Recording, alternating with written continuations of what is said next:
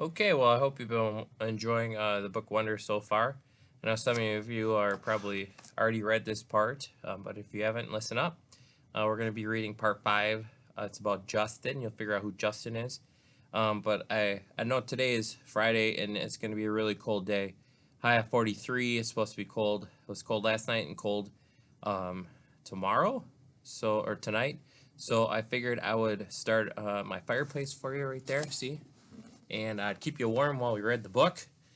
So snuggle up, grab your blanket, whatever. Stay warm today, and I can read part 5. Justin, pretty cool guy. Real short section here in the middle of the book Wonder. Figure out who Justin is. Here we go. All right, so this is titled Justin. I'm on page 187. I'll be reading until page 204, and I think your questions revolve around Justin and the ticks that he has and why they stop. Also about how they have a play coming up, and I think Olivia hasn't told her parents that she's in the play, and the question is like why in the world would she not tell her parents? And then I believe the last question that you could be looking for is what Justin thinks about Jack and the war kind of thing going on that they got. So all right, well, here we go.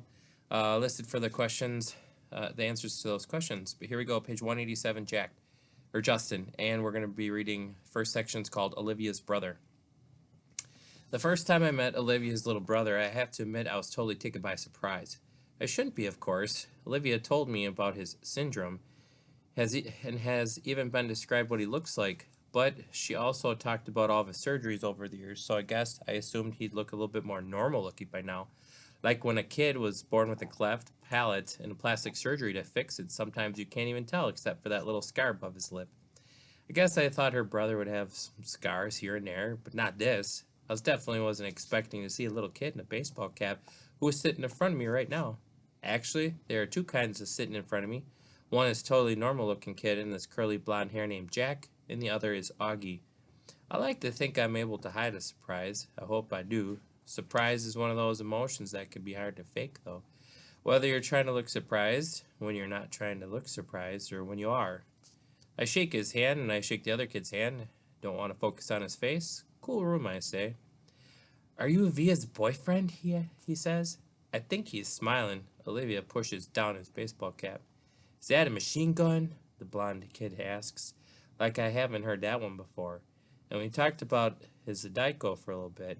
And that's Via's when Via's taken my hand and leading me out of the room as soon as we close the door behind us. And we hear them laughing. Now, don't forget that this is Justin's point of view, okay? So this is Justin talking in first person, basically. So when you hear I and stuff like that, that's Justin talking, okay? Because it would be like saying, like, well, what's Justin's view? So, I'm from Brooklyn, one of them sings. Olivia rolls her eyes and smiles. Let's go hang out in my room, she says. We've been dating for 2 months now. I knew from the moment I met her, the minute she sat down at our table in the cafeteria, that I liked her. Couldn't keep my eyes off of her. Really beautiful. With olive skin and the bluest eyes I've ever seen in my life. At first she acted like she only wanted to be friends. I think she kind of gives off that vibe without even meaning stay back. Don't even bother. She doesn't flirt like some of the other girls do. She looks at you right in the eye and she talks to you like she's daring you, so I just keep looking right her in the eye too, like I was daring her right back. And then I asked her out, and she said yes, which rocked. She's an awesome girl, and I love hanging out with her.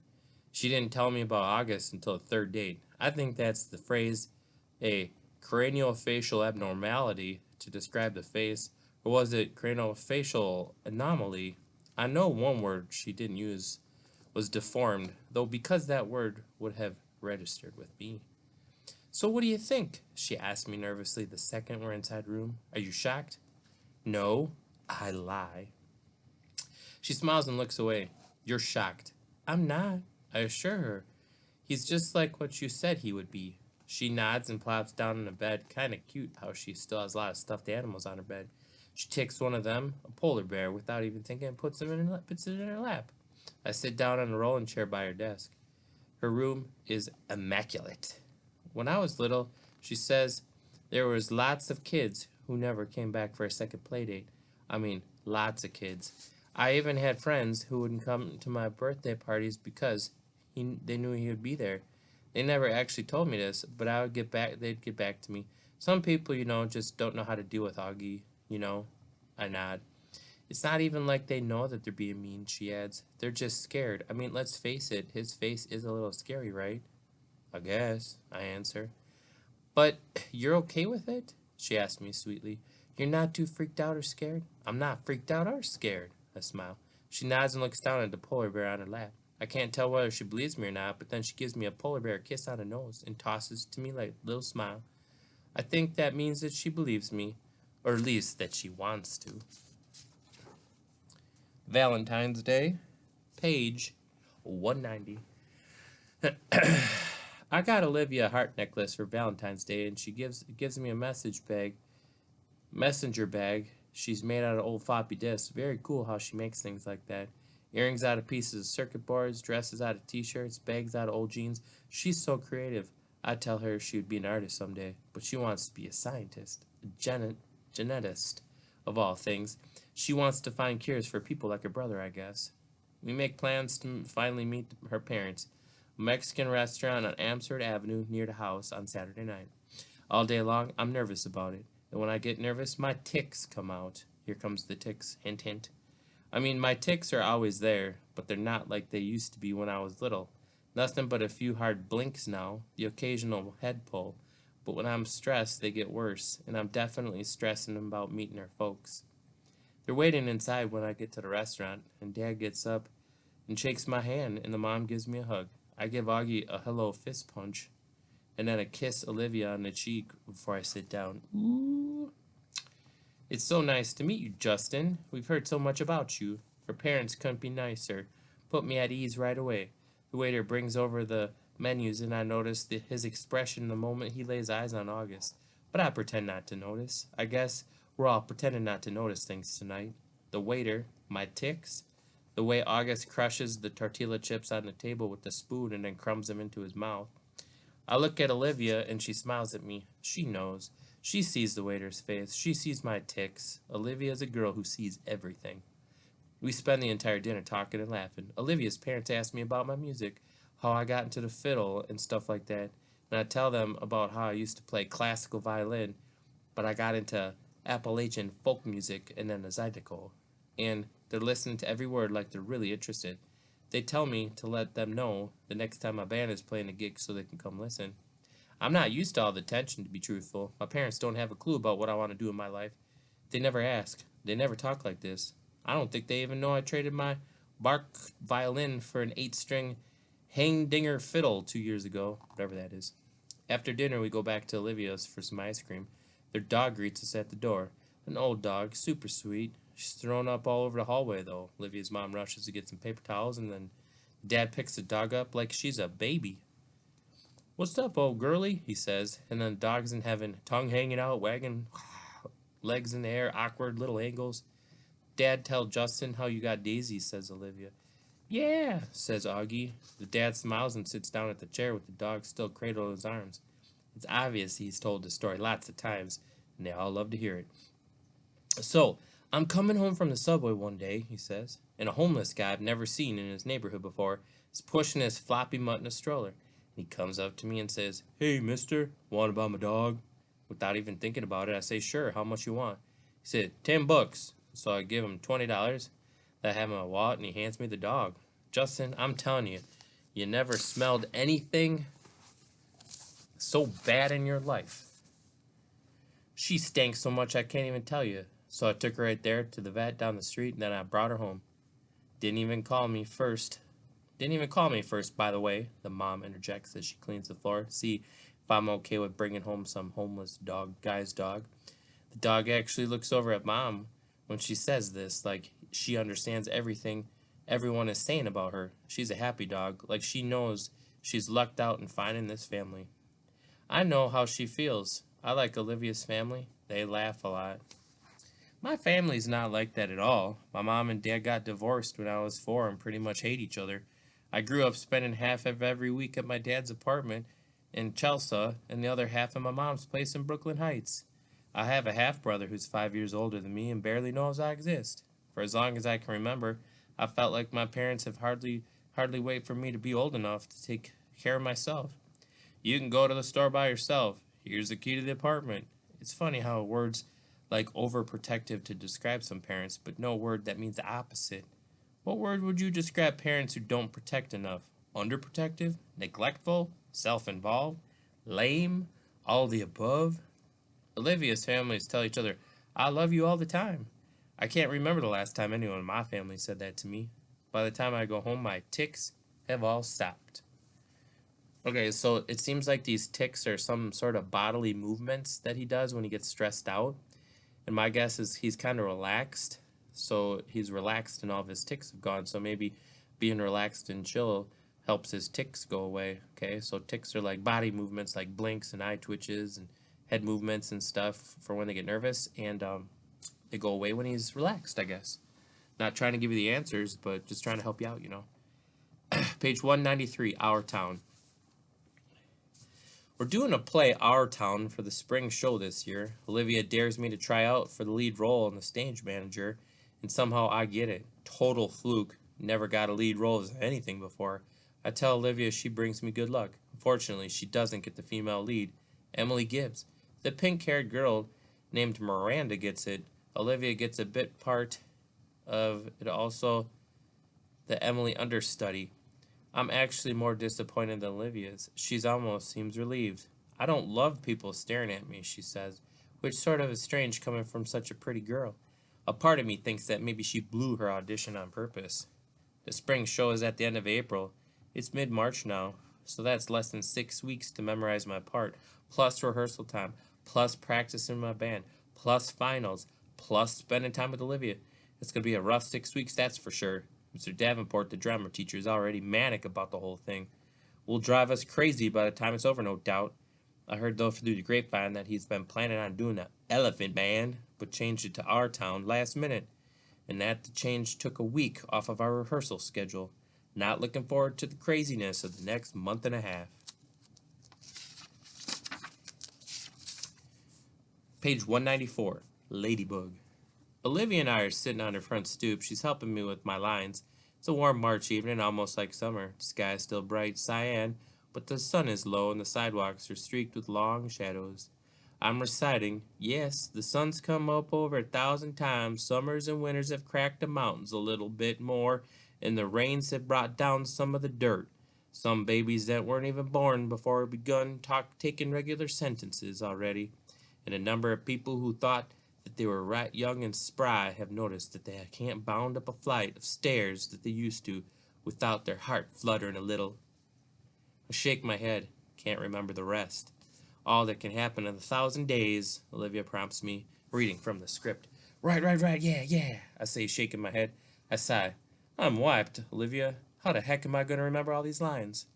You will, she answered confidently. She reaches out and cups her hands over the ladybug that appears out of nowhere. See?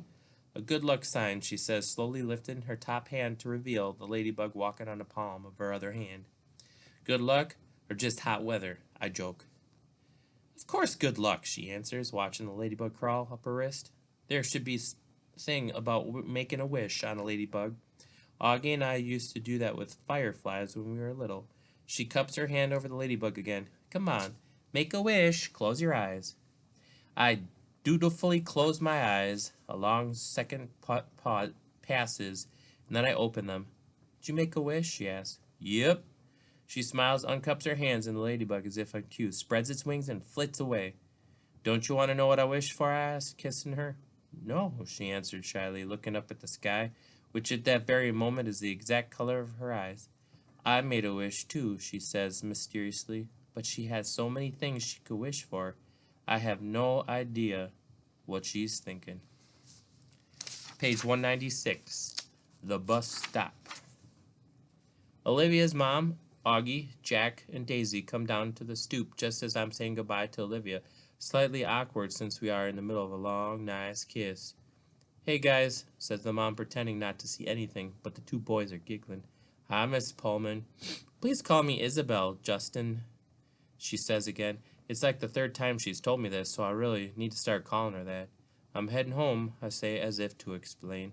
Oh, you heading the subway? She says, following the dog with the newspaper. Can you walk Jack to the bus stop? No problem. That okay with you, Jack? The mom asks him, and he shrugs. Justin, can you stay with him till the bus comes? Of course. We all say our goodbyes. Olivia winks at me. You don't have to stay with me, says Jack. We're walking up the block. I take the bus by myself all the time. Augie's mom is way too overprotective. He's got a low, gravelly voice, like a tough little guy. He kind of looks like one of those little rascal kids in the old black and white movies. Like he should be wearing a newsboy cap and knickers. We get to the bus stop, and the schedule says that the bus will be there in 8 minutes. I'll wait with you, I tell him. Up to you, he shrugs. Can I borrow $1? I want some gum. Fish $1 out of my pocket and watch him cross the street to the grocery store at the corner. He seems too small to be walking around by himself. Somehow, then I can think I was that young when I was taking the subway myself. Way too young. I'm going to be an overprotective dad someday. I know it. My kids are going to know I care. I'm waiting there a minute or two when I notice 3 kids walk up the block from the other direction. They walk right past the grocery store, but one of them looks inside and nudges the other 2, and they all back up and look inside. I can tell you they're up to no good, all elbowing each other, laughing, one of them at Jack's height, but the other 2 look much bigger, more like teens. They hide behind the fruit stand in the front of the store, and when Jack walks out, they trail behind him, making loud throw-up noises. Jack casually turns around the corner to see who they are, and they run away, high-fiving each other, laughing little jerks.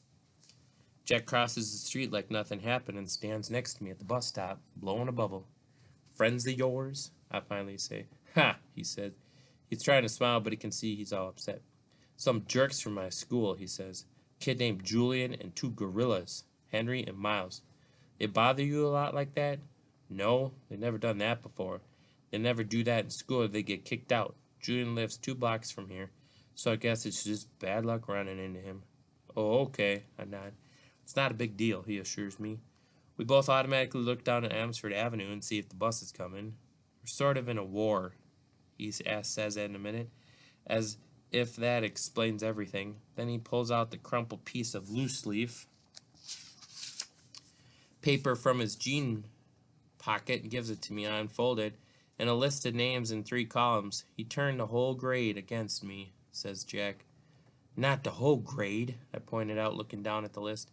He leaves me a note in my locker and says stuff that everybody hates you.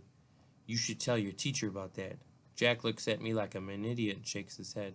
Anyway, you have all these neutrals, I say, pointing at the list. If you get them on your side, things will even up a bit. Yeah, well, that's really going to happen, he said sarcastically to me. Why not?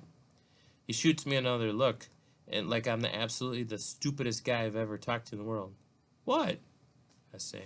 He shakes his head like I'm hopeless.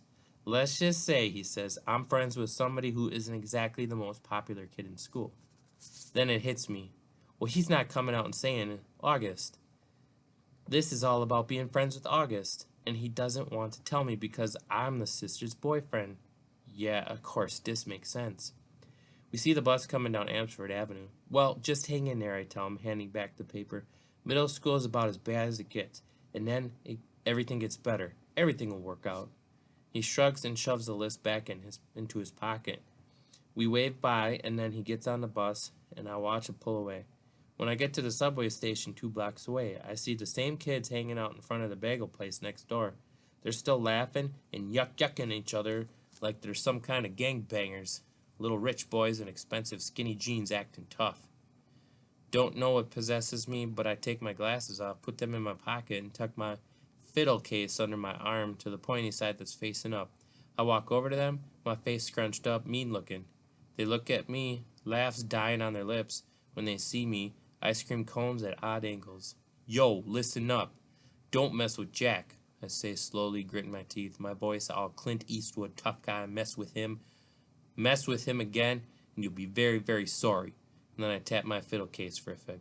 Got it? They nod in unison, ice cream dripping down their hands. Good. I nod mysteriously and sprint down the subway 2 steps at a time. Rehearsal, page 200. The play has taken up most of my time as we get closer to opening night. Lots of lines to remember, long monologues or just me and talking.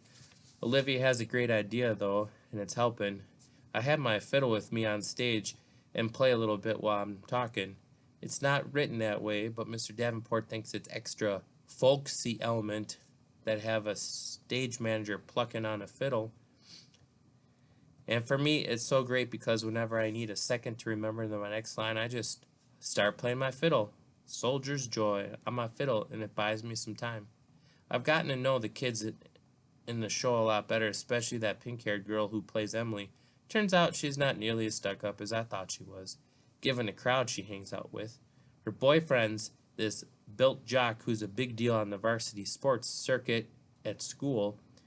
It's a whole world that I have nothing to do with, so I'm kind of surprised that this Miranda girl turns out to be kind of nice.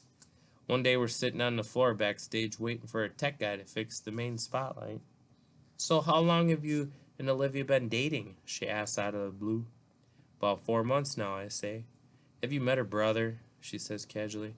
It's so unexpected that I can't hide my surprise. "You know Olivia's brother?" I ask. "Via didn't tell you? We used to be good friends. I known Augie since he was a baby." "Oh yeah, I think I knew that," I answer. I don't want to let on that Olivia had not told me of any of this. I don't want to let on how surprised I am that she calls her Via. Nobody but Olivia's family calls her Via, and here's this pink-haired girl who I thought that was a stranger is calling her Via. Miranda laughs and shakes her head, but she doesn't say anything. There's an awkward silence, and then she starts fishing through her bag and pulls out her wallet. She rifles through a couple of pictures and then hands one to me. It's of a little boy in a park on a sunny day. He's wearing shorts and a t-shirt and an astronaut helmet and covers his entire head. "It was like 100 degrees that day," she says, smiling at the picture, "but he wouldn't take off that helmet for anything. He wore it like 2 years straight. In the winter, summer, beaches, it was crazy." "Yeah, I've seen pictures at Olivia's house. I'm the one who gave him that helmet," she says as she sounds a little proud of that. She takes the picture and carefully inserts it back into her wallet.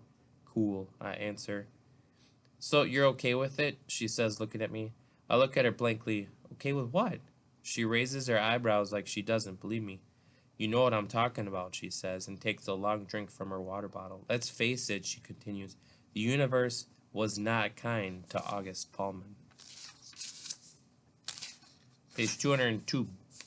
Bird.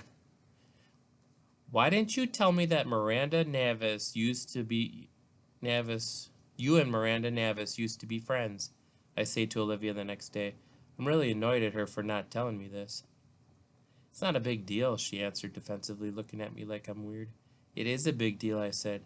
"I look like an idiot. How did you not tell me? You've always acted like you don't even know her." "I don't know her," she answers quickly. "I don't know who that pink-haired cheerleader is. The girl I knew was a total dork who collected American Girl dolls." "Oh, come on, Olivia. You come on." "You could have mentioned it to me at some point," I say quietly, pretending not to notice the big fat tear that was suddenly rolling down her cheek. She shrugs, fighting back bigger tears. "It's okay, I'm not mad," I say, thinking the tears are about me. "I honestly don't care if you're mad," she says spitefully. "Well, that's real nice," I fire back. She doesn't say anything, the tears are about to come. "Olivia, what's the matter?" I say. She shakes her head and she doesn't want to talk about it, but all of a sudden the tears start rolling a mile a minute. "I'm sorry. It's not you, Justin. I'm not crying because of you," she finally says through her tears. "Then why are you crying?" "Because I'm an awful person." "What are you talking about?" She's not looking at me, wiping her tears with the palm of her hand. "I haven't told my parents about the show," she says quickly. Ooh, spoiler alert, here's where the question is in your packet. Page 203. "I haven't told my parents about the show," she says quickly. I shake my head because I don't quite get what she's telling me. "That's okay," I say. "It's not too late. There's still tickets available." "I don't want them to come to the show, Justin," she interrupts impatiently. "Don't you see what I'm trying to say? I don't want them to come. If they come, they'll bring August with them. And I just don't feel like..." Here she's hit by another one of those rounds of crying that doesn't let her finish talking. I put my arms around her. I'm an awful person, she says through her tears. You're not an awful person, I say softly. Yes, I am, she sobs. It's just been so nice being at a new school where nobody knows about him, you know. Nobody's whispering about it behind my back. It's just been so nice, Justin. But if he comes to play, then everyone will talk about it and everyone will know. I don't know why I'm feeling like this. I swear I've never been embarrassed from him before in my whole life. I know, I say, soothing her. You're entitled, Olivia. You've dealt with a whole lot in your whole life. Olivia reminds me of a bird sometimes, how her feathers get all ruffled when she's mad. And when she's fragile like this, she's a little lost bird looking for a nest. So I give her a wing to hide under. Page 204. The universe. I can't sleep tonight. My head is full of thoughts that won't turn off. Lines from my monologues, elements from the periodic table that I'm supposed to be memorizing, theorems I'm supposed to be understanding, Olivia, Augie, Miranda's words keep coming back. The universe was not kind to Augie Pullman. I'm thinking about a lot and everything it means. She's right about that. The universe was not kind to Augie Pullman. What did that little kid ever do to deserve his sentence? What did his parents do? Or Olivia? She once mentioned that some doctors told her parents that the odds of someone getting that was the same combination of syndromes that came together to make Augie's face were like 1 in 4 million. So that makes the universe like a giant lottery then. You purchase a ticket when you're born, and it's just random whether you get good ticket or bad ticket. It's all just luck. My head swirls on this, and then softer thoughts soothe. Like a flattened third on a major chord. No, that's not all random. If it really was all random, the universe would abandon us completely, and the universe doesn't. It takes care of its most fragile creations in ways we can't see, like with parents who adore you blindly, and a big sister who feels guilty for being human over you, and a little gravelly voiced kid whose friends have left him over you, and even a pink haired girl who carries your picture in her wallet. Maybe it's the lottery, but the universe makes it all even out in the end. The universe takes care of all of its birds.